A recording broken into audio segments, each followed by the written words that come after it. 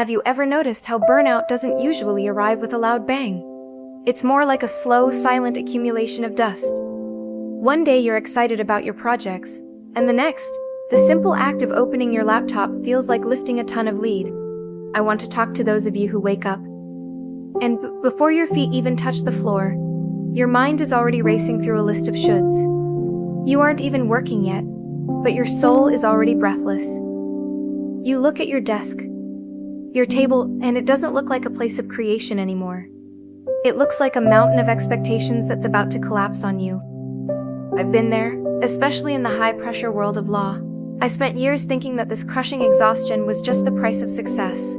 I believed that if my shoulders ached and my mind was constantly foggy, it meant I was finally working hard enough. But I was wrong. A heavy table isn't a sign of productivity. It's a sign that your foundation is deeply, dangerously broken. Have you ever noticed how burnout doesn't usually arrive with a loud bang? It's more like a slow, silent accumulation of dust. One day you're excited about your projects, and the next, the simple act of opening your laptop feels like lifting a ton of lead. I want to talk to those of you who wake up, and before your feet even touch the floor, your mind is already racing through a list of shoulds. You aren't even working yet, but your soul is already breathless. You look at your desk, your table, and it doesn't look like a place of creation anymore.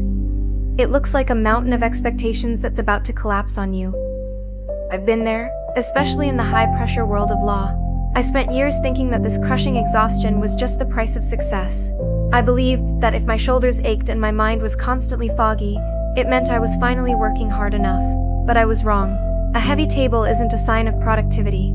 It's a sign that your foundation is deeply, dangerously broken. I reached a point where the weight became unbearable. I had to stop and look underneath the surface. I had to ask, who really built this table?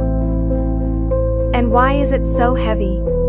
In the first chapter of my ebook, The Sacred Table, titled The Foundation, I don't give you quick tips or productivity hacks. Instead, I pull back the curtain on the lies we've been told about work and success.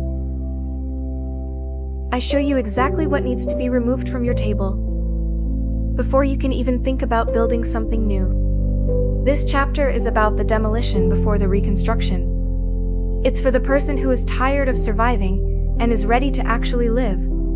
I wrote these pages while I was recovering my own sense of peace, and I put the roadmap there for you. You don't have to keep working under this crushing pressure. There is a lighter, more sacred way to exist in your profession, and it starts with admitting that the current foundation can't hold you anymore. If you are ready to stop the collapse and start the reconstruction, the link to my full ebook is in the description below. Start with Chapter 1 today. Give yourself permission to look at your foundation through the eyes of the Master Carpenter. Thank you for trusting me with your time today. I'll see you in our next video, where we will discuss Chapter 2, and the secret to a different kind of productivity. Selah.